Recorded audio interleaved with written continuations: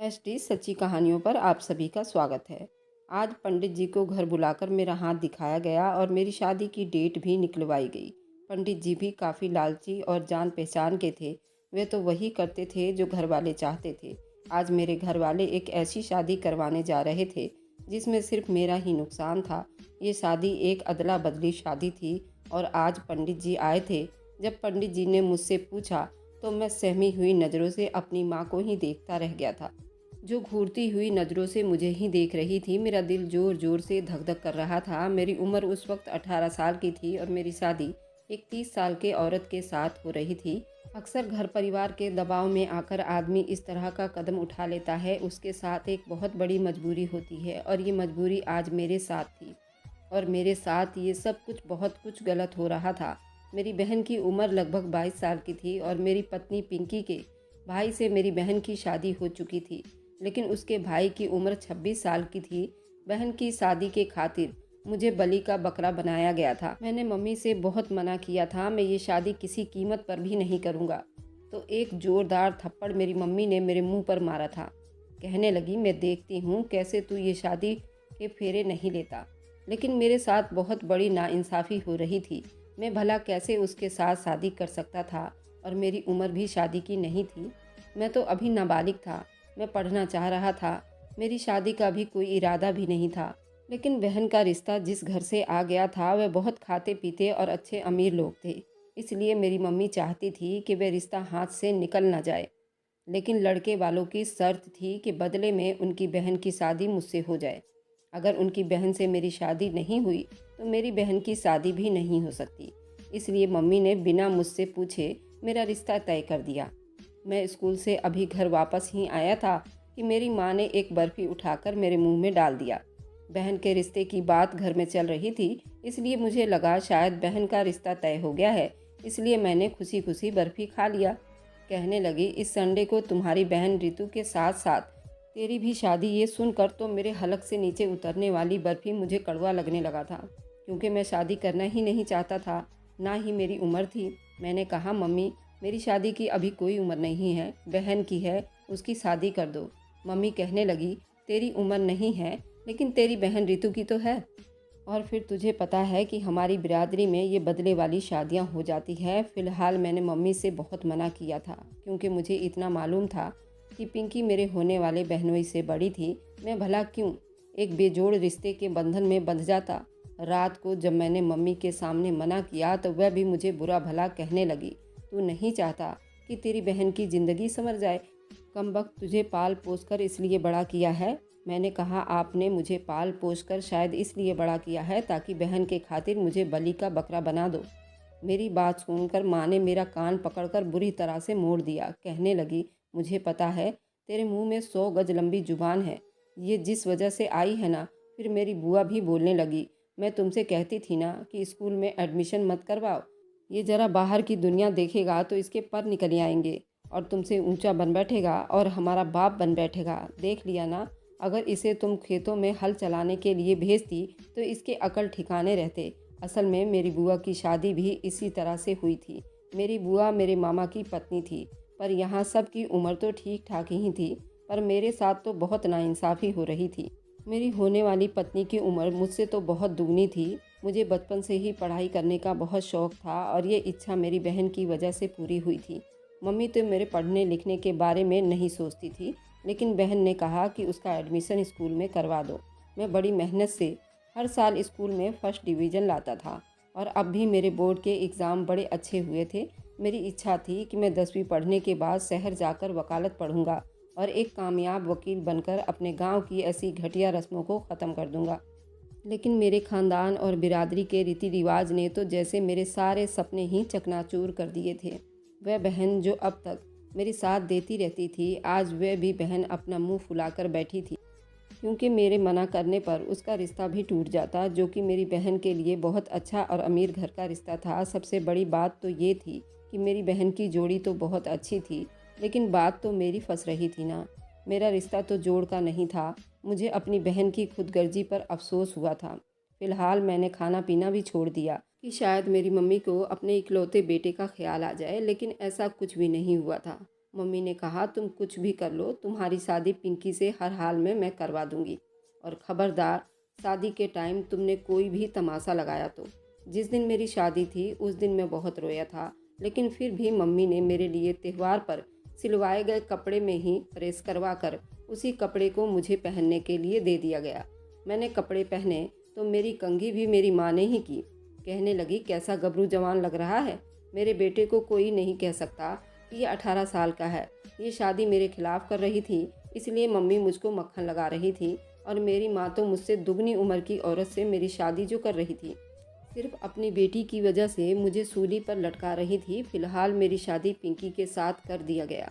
रात को गांव के जमींदार की हवेली के बड़े से आंगन में शादी का फंक्शन रखा गया था। वहीं से मेरी बहन को विदा होकर अपने ससुराल जाना था और मेरी पत्नी पिंकी को मेरे घर आना था। जब स्टेज पर मैंने अपने सामने बैठी अपनी दुल्हन को देखा तो मेरा जी चाहा कि मैं अपना सर पीट लूं। मेरी पत्नी कम और मेरी माँ ज़्यादा लग रही थी। अगर मम्मी को इतनी ही बदले का शौक़ था तो खुद उसकी शादी अपने पति से करवा देती। मेरी ज़िंदगी क्यों बर्बाद कर दी। मेरे दिल में तो इस औरत के लिए नफ़रत बैठ गई थी। विदा होकर पिंकी मेरे घर आ गई। मेरी माँ पिंकी को मेरे कमरे में बिठा कर आ गई, लेकिन मैं अपने कमरे में जाने के लिए तैयार ही नहीं था। ना मेरा दिल उस औरत की तरफ जा रहा था, ना मुझे शादी का शौक़ था।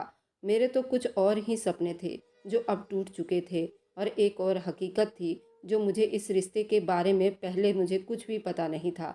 नहीं तो मैं घर से ही भाग जाता, क्योंकि मेरे दिमाग में ऐसी कोई बात नहीं थी। मेरा तो बिल्कुल दिल नहीं था कि मैं कमरे के अंदर जाऊं, और दूसरा मुझ पर डर भी सवार होने लगा था कि वहां जाकर करूंगा क्या, क्योंकि मैं हर बात से अनजान था। आज तक मैंने कभी किसी लड़की को भी ऐसी नज़रों से नहीं देखा था।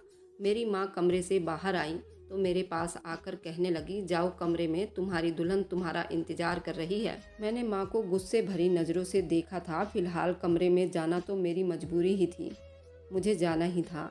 मेरी माँ मुझे कहने लगी, मैंने कमरे में दूध का गिलास रख दिया है, वह ज़रूर पी लेना, बादाम पिस्ते वाला दूध है, ठीक रहेगा तुम्हारे लिए। फ़िलहाल मैं अपने कमरे में चला गया तो वह औरत घूंघट निकाले बैठी हुई थी।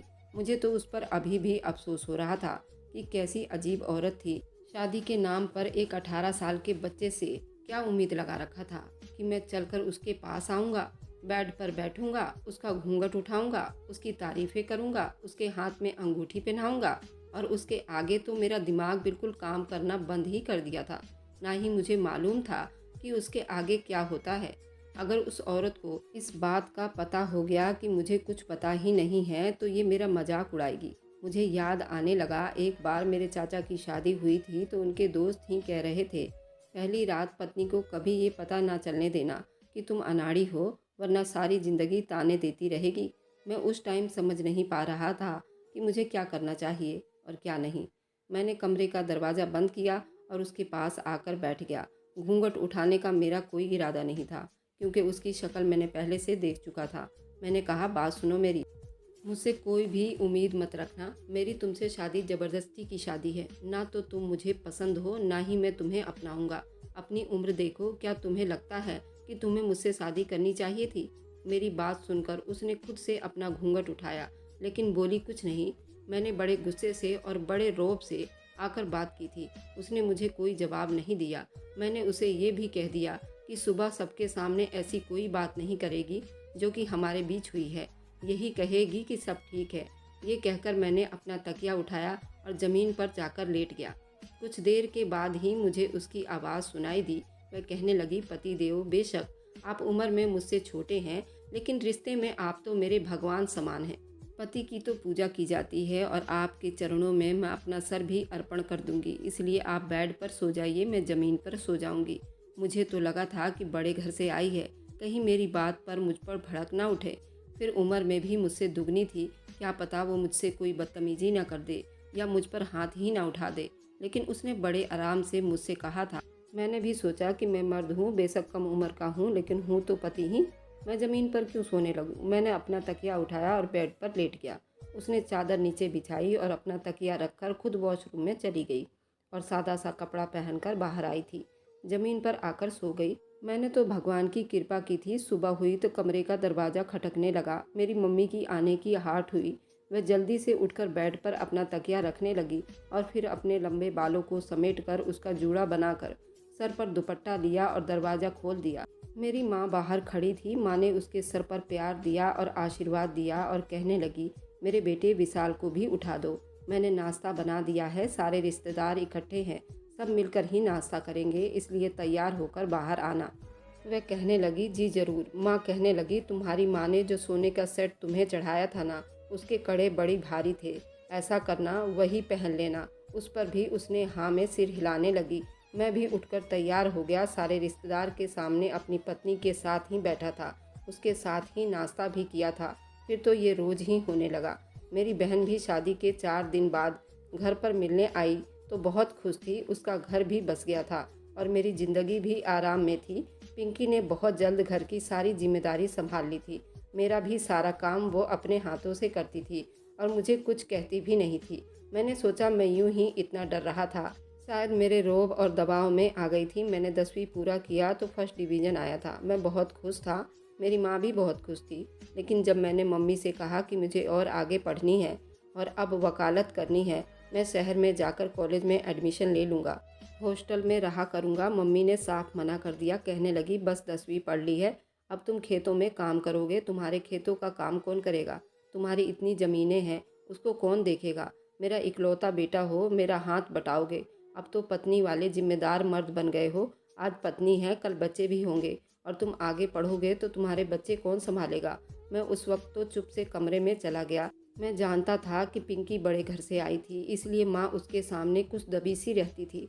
फिर मेरी बहन भी तो उसके घर में बहुत खुश थी, इसलिए माँ की कोशिश होती कि पिंकी की कोई बात ना टाले, ताकि बहन भी अपने घर में खुश आबाद रहे। इसलिए अब पिंकी रात को कमरे में आई और ज़मीन पर अपना बिस्तर बिछाने लगी तो मैंने कहा, देखो मेरी बात सुनो, मम्मी तुम्हारी बात नहीं टालेगी और ना ही मम्मी तुम्हारी बात से मना करेगी। तुम उनसे कहो कि मुझे कॉलेज में पढ़ने की परमिशन दे दे। वह कहने लगी, ठीक है, आप फिक्र मत करो, मैं मम्मी को मना लूँगी। ये सुनकर मैं बड़ा खुश हुआ और फिर यही हुआ था। मैं नहीं जानता था कि कब कैसे पिंकी ने माँ को इस बात के लिए राज़ी कर लिया कि मैं शहर जाकर पढ़ाई करूँ। मैं शहर में हॉस्टल में रहने लगा। अब तो महीने के बाद ही एक दिन के लिए गांव जाता था, फिर दोबारा शहर आ जाता था। यूं ही दिन बीतने लगा। मैंने अपनी पढ़ाई पूरी कर ली। मैं वकील बन गया था, जबकि मैं नया नया वकील के कपड़े पहनकर आया था। लेकिन मैं अपने केस पर उतना ही मेहनत कर रहा था। जीत को मैं अपना मुकद्दर बना लेता था, इसलिए बहुत जल्द मैं कामयाबी हासिल कर ली थी। जैसे जैसे मैं मशहूर होने लगा, सब लोग मेरी गुण गाने लगे। मैंने अपनी फ़ीस भी बढ़ा ली थी। अब मैं लाखों रुपए कमाने लगा था। लोगों का केस में डंके की चोट पर जीत कर दिखाता था। मैंने शहर में एक छोटा सा घर ले लिया था, क्योंकि मेरा काम शहर में ही था। मेरी शादी को भी 9-10 साल बीत गए थे, लेकिन इस 10 सालों में मैंने अपनी पत्नी को कभी छुआ तक नहीं था। इस बार जब मैं गांव आया तो माँ कहने लगी, तुमने बहुत कर ली, नौकरी और पढ़ाई भी कर ली और वकील भी बन गए हो, अब मुझे पोते की भी शक्ल दिखा दे। मैंने कोई जवाब नहीं दिया, क्योंकि अब भी मेरे दिल में अपनी पत्नी के लिए ऐसी कोई जज्बात नहीं थे। मैंने कहा, ये तो भगवान के हाथ में है। मेरी माँ कहने लगी, मुझे नहीं लगता इस औरत से तुमको औलाद होगी। तुम्हारी बहन की शादी भी इसी के साथ हुई थी, उसके तो ठीक ठाक 4 बच्चे भी हो गए हैं। तेरी पत्नी तो मुझे लगता है कि बांझ है। इस कलमुही से तो मुझे नहीं लगता तेरे वंश आगे चलेगा। तू ऐसा कर, शहर जाकर शादी कर ले, लेकिन उसे भी अपने साथ ले जा। उसे तो अपने कमरे में रखना, ताकि तेरी शादी का ढिंढोरा ना पीटे और तेरी बहन का घर भी बसता रहे। दूसरी शादी कर, अपना वंश आगे बढ़ा, उससे बच्चा पैदा कर। ये सुनकर मुझे भी माँ की बात ठीक लगी। मैं भला क्यों उस बूढ़ी औरत के साथ अपनी उम्र को ख़राब करता, लेकिन अपने साथ रखना मेरी मजबूरी थी, क्योंकि मेरी बहन उसके भाई के साथ ऐश कर रही थी। इसलिए मैं उसे अपने साथ शहर ले आया। पिंकी जब मेरे साथ शहर आई थी, बहुत खुश थी। कहने लगी, विशाल, मैंने दिल्ली के मॉल के बारे में बहुत सुना है, क्या आप मुझे दिल्ली का मॉल घुमाएंगे? मैंने कहा कि मैं यहाँ पर तुम्हें घुमाने के लिए नहीं लाया हूँ, बल्कि अपने कामकाज के लिए लाया हूँ। मेरी बात सुनकर उसका मुस्कुराता हुआ चेहरा बुझ गया था, लेकिन मुझे उसकी कहाँ परवाह थी। लेकिन उसने मेरे घर को शीश महल बना के रखा हुआ था। हर चीज़ को बड़े तरीके से रखती थी। घर हर वक्त साफ सुथरा रहता था। खाना भी बड़ा मज़ेदार बनाती थी।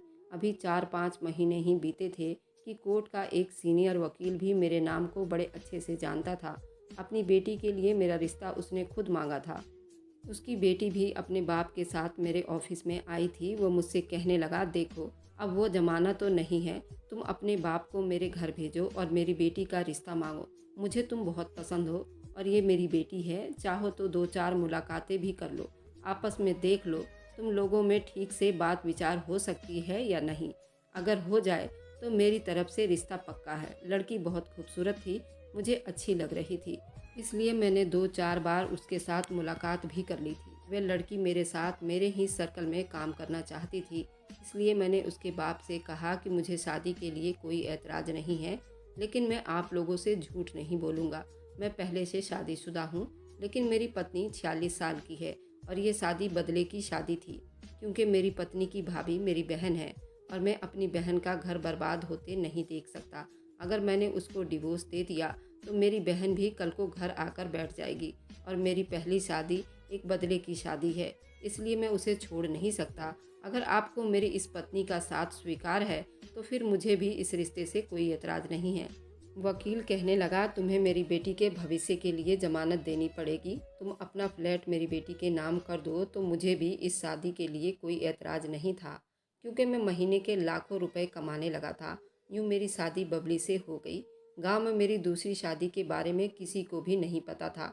जब मैंने बबली से शादी की, उसे अपने घर लाया तो पिंकी उसे देखकर हैरान रह गई। पहली बार उसकी आंखों से आंसू बहते देखे थे, लेकिन अभी वह चुप थी। मुझे और बबली को एक साथ देखकर, बबली को दुल्हन के कपड़े में देखकर समझ गई कि वो मेरी पत्नी है। दरवाजे से जल्दी से पीछे हट गई और जल्दी से अपने कमरे में जाकर दरवाज़ा बंद कर लिया।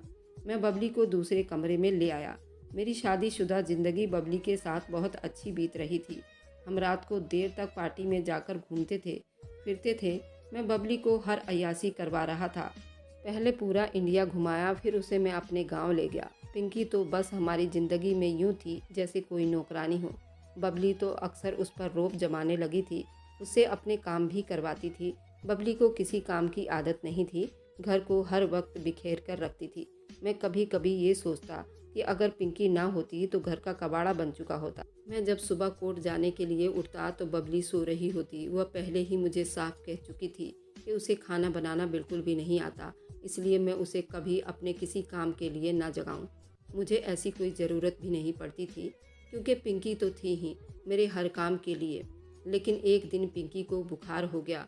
वह 2 दिन बुखार में पड़ी रही और बबली ने मुझे बताया तक नहीं था। वह तो घर की बिखरी हुई हालत देखकर जब मैंने पूछा कि पिंकी कहाँ है, क्या उसे नज़र नहीं आता कि घर का क्या हाल है, उस टाइम बबली अपने हाथों पर लोशन लगा रही थी। कहने लगी, 2 दिन से बीमार पड़ी हुई है, कमबख्त, न जाने कब ठीक होगी और घर साफ करेगी। मुझे तो ये सब काम नहीं आता। ये कहकर वह बेड पर मेरे बराबर में लेट गई।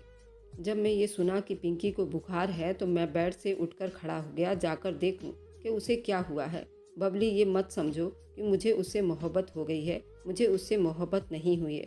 मुझे उससे मोहब्बत नहीं थी, शायद हमदर्दी थी। लेकिन जैसे ही मैं बेड से खड़ा हुआ, बबली कहने लगी, तुम कहाँ जा रहे हो? मैंने कहा, वह बीमार है तो जाकर देखूं उसे क्या हुआ है।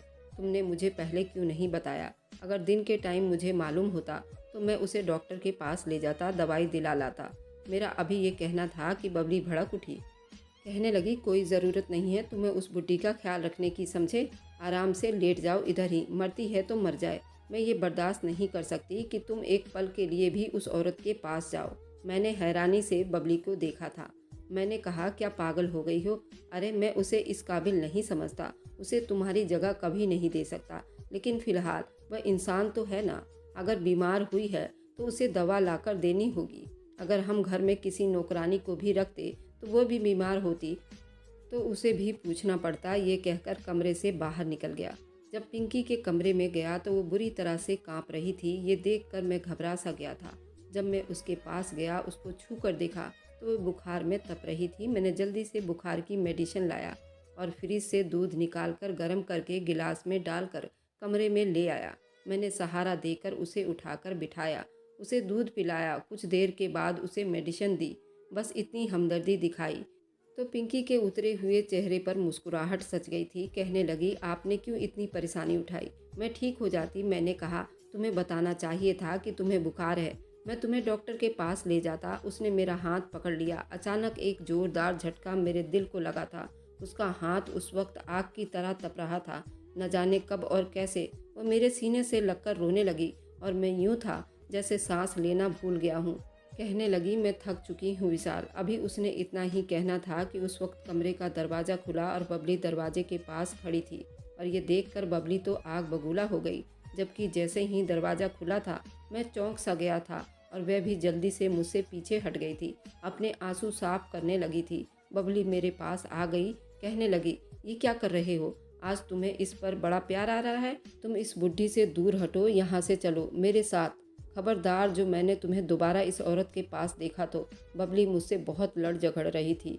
मैंने उसे कहा कि ऐसा कुछ नहीं था जैसा तुम समझ रही हो, लेकिन वह तो कुछ भी सुनने को तैयार नहीं थी। मुझसे कहने लगी, पिंकी को डिवोर्स दे दो या उसे गांव छोड़ दो। मैं उसे अब एक पल भी अपने घर में बर्दाश्त नहीं करूंगी।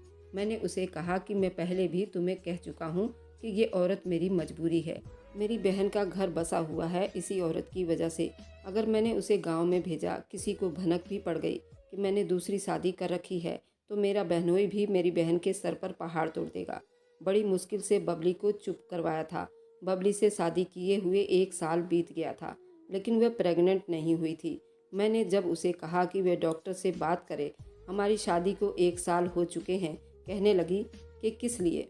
मैंने कहा, मुझे बच्चा चाहिए। कहने लगी, देखो मैं अभी ये बच्चों की झंझट में नहीं पड़ना चाहती। अभी 5-6 साल तो मैं अपने लाइफ को एंजॉय करूँगी, अभी बच्चे पैदा नहीं करूँगी। बबली नाक मुंह चढ़ाते हुए मुझे ये कहने लगी। मैंने कहा कि मेरे माँ बाप को पोता या पोती चाहिए, तुम कह रही हो कि तुम बच्चा पैदा नहीं करोगी। वह कहने लगी, तुम्हारे माँ के कहने पर मैं अपना फिगर थोड़ी ख़राब कर सकती हूँ। दोबारा तुम मुझसे बच्चे के बारे में बातचीत मत करना। मैं अपनी मर्जी से, अपने स्टाइल से अपनी ज़िंदगी बिताऊंगी। अब बबली अकेले पार्टियों में जाती थी। मुझे मालूम हुआ कि उसके दोस्तों में उसका बॉयफ्रेंड भी है। जब मैंने इस बात पर ऐतराज़ किया तो कहने लगी, खुद तो तुमने अपनी पत्नी पाल रखी है और मैं क्या अपने दोस्तों के साथ बात नहीं कर सकती? देखो, ये घटिया तरह के आदमी मुझे बिल्कुल पसंद नहीं है। हमारे सर्कल में ये सब चलता है। मैं चुप हो गया। एक बार बबली मुझसे कहने लगी, वे वर्ल्ड टूर पर अपने दोस्तों के साथ जाना चाहती है। मैंने कहा, क्या तुम्हारा दिमाग ख़राब है? तुम्हारा बॉयफ्रेंड भी तुम्हारे साथ जाएगा और उन सब मर्दों में अकेली औरत तुम ही रहोगी? वर्ल्ड टूर पर जाओगी? वह बोली, हाँ। तो उसमें क्या हुआ? सब जानते हैं और मैं मना कर नहीं सकूँगी। और अगर तुमने मना भी कर दिया तब भी मैं ज़रूर जाऊँगी। मैंने जब उसके माँ बाप से ये बात की तो वह भी कहने लगे, तुम मेरी बेटी पर पाबंदियाँ नहीं लगाओगे। वह जाना चाहती है तो जाने दो। बबली की बदतमीजी दिन ब दिन बढ़ने लगी थी। मैंने पहले से बहुत रोकना चाहा, लेकिन वह रोज़ इस बात पर झगड़ने लगती। मैं तंग आकर उसे कहा कि वह चली जाए। उसे मेरी नाराज़गी की कोई परवाह नहीं थी, बल्कि उसे मेरी कोई परवाह नहीं थी। वह चली गई। लेकिन उन दिनों पिंकी बहुत बीमार रहने लगी थी। पहले से काफ़ी कमज़ोर हो गई थी। उसकी रंगत भी पीली पड़ चुकी थी। आंखों के नीचे हल्के काले रंग के धब्बे पड़ गए थे। अब उसे बुखार रहने लगा था। जब मैंने उसको कहा, चलो तुम्हें डॉक्टर के पास दिखा दूँ, तो वो मना कर देती। उसके बावजूद मेरे सारे काम करती थी। एक बार मैं अपना एक केस रात को स्टडी कर रहा था कि जब मुझे सिसकियों की आवाज़ आने लगी। मैं अपनी स्टडी रूम से बाहर आया। पिंकी के कमरे में मुझे सिसकियों की आवाज़ आ रही थी। जब मैंने कमरे का दरवाज़ा खोला तो वो पूजा कर रही थी और भगवान के आगे गिड़गिड़ा रही थी कि मेरा क्या कसूर था। मेरी शादी भी ज़बरदस्ती करवाई गई थी। मुझे भी तो ये रीति रिवाज की भेंट चढ़ा दी गई थी। मेरी शादी की उम्र इसलिए बीत गई, पंडित जी ने कहा था कि मैं मांगलिक लड़की हूँ। कोई मेरे साथ रिश्ता करने को तैयार नहीं था। भाई को जो लड़की पसंद आई उसका भाई 18 साल का था। ये सुनकर तो मेरा भी दिल टूट गया था। मैं भी चाहती थी कि मेरा जीवन साथी मुझसे बड़ा हो, उसके साथ मैं ज़िंदगी का हर पल अच्छे से बिता सकती। लेकिन वह कैसे मेरे जज्बातों को समझ सकता था, जो खुद 18 साल का था। भाई के घर के खातिर मैंने भी अपने जज्बातों की बलि चढ़ा दी ताकि उसका घर बस जाए। मेरी सास दिन भर मुझसे सारे घर के काम करवाती थी, लेकिन शाम को जब मर्दों के सामने यूँ बताती थी जैसे कि मेरा बड़ा ख्याल रखती थी और मुझसे कहती थी कि अपने घर जाकर ये सब मत बताना, मैं ये सब व्यवहार तुम्हारे साथ करती हूँ। मेरे पास कोई ऐसा इंसान भी नहीं था जो मेरा दुख सुख का साथी होता, दोस्त होता, जिससे मैं दिल की बात करती। जो मेरा जीवन साथी था वह तो मेरे पास बैठना भी पसंद नहीं करता था। जब उसकी शादी की उम्र हुई तो उसे लड़की भी मिल गई जिसके साथ वह अपनी ज़िंदगी बिता रहा है।